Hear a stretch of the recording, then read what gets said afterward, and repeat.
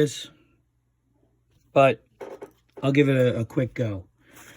I'm not going to go over much of an explanation on doing manual J or manual S. You're just going to have to trust me that we did a load calculation and we decided we needed a 2-ton piece of equipment. We followed all the rules.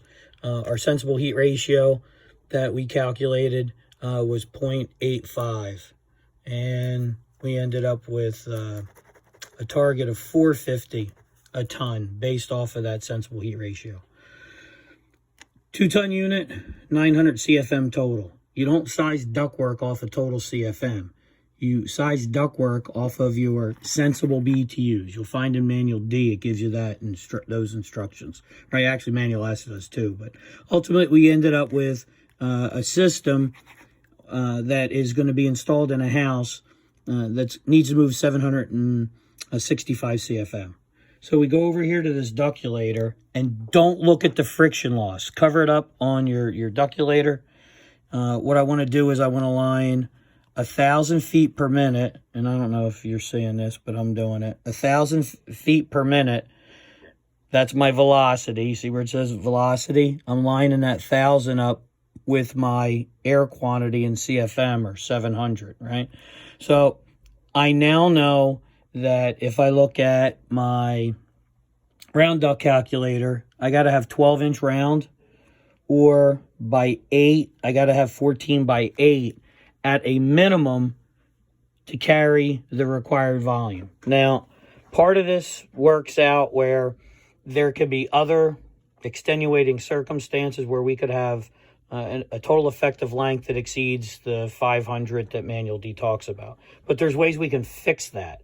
The way we would fix some of that stuff could be something as simple as using better fittings and such. But the moral of the story is you can use a ductulator and ignore made-up friction rates with the crap with using 0.1 arbitrarily.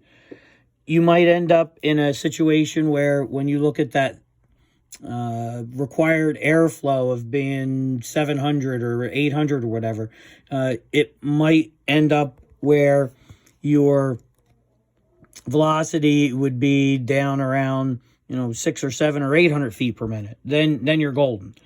Where you would have a problem would be when you needed that 765, let's round it up to 800 CFM, and we're at 800, but it turns out that the size of duct that exists in the house is only, say, 8 by 8, something crazy like that. So you set it on 8 by 8 over here.